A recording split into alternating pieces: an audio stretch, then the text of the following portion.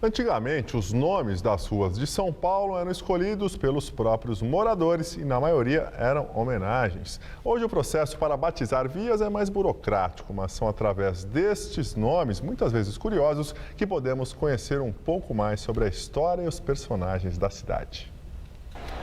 Faz tempo, aliás, um bom tempo. Pelo menos desde 1638 que a Rua Direita é oficialmente Caminho do Paulistano, assim, com esse nome mesmo. Isso porque ficava à direita da Igreja de Santo Antônio, a primeira da capital, hoje espremida entre prédios na Praça do Patriarca, no centro. É a primeira igreja da capital de São Paulo. 1592.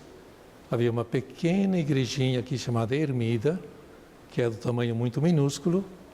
Depois de 1717, então temos essa estrutura, essa construção atual. As paredes grossas de taipa e as pinturas originais sobrevivem ao tempo e à correria de quem passa. O espaço é tombado pelo patrimônio histórico. Pode até ter gente que não repara muito, mas a história embutida nos nomes das ruas atrai uma legião de apaixonados como Ralph, que até montou um site sobre os logradouros de São Paulo.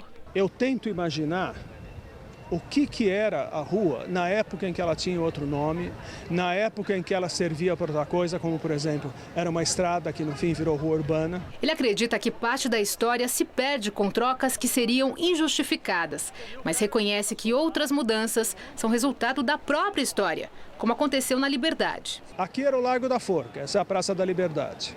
E o nome teria sido trocado para Liberdade porque tiraram a forca e acabaram com a lei que permitia enforcar pessoas. Então colocaram Praça da Liberdade como isso. Todo mundo está liberto, ninguém mais vai para a forca. No início, quem decidia o nome das ruas era o povo. Só que com o passar do tempo, os governantes queriam cobrar impostos e para isso era necessário que o cidadão tivesse um endereço preciso. E foi aí, em 1809, que os vereadores tomaram as rédeas desse processo, passaram a batizar as vias, dar a numeração, trocar os nomes e toda essa trajetória está guardada aqui no Arquivo Histórico de São Paulo, que tem os documentos mais antigos do Brasil.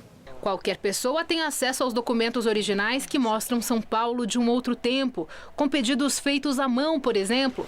Hoje, graças à tecnologia, parte das informações está disponível pela internet, onde é possível encontrar o significado das quase 60 mil ruas de São Paulo. E aparece de tudo.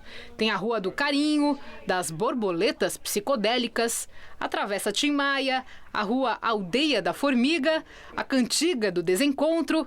Para batizar uma rua, é preciso justificar o mérito da homenagem. Quem dá o parecer é a equipe coordenada pela Kátia.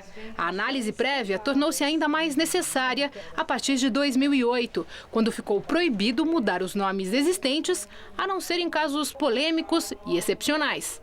Mesmo assim, quanta criatividade e justificativas. A cidade está em permanente construção, em permanente transformação, né? Então é algo um pouco difícil de prever. O que a gente sabe é que essas alterações elas acompanham também, né, o ritmo da cidade.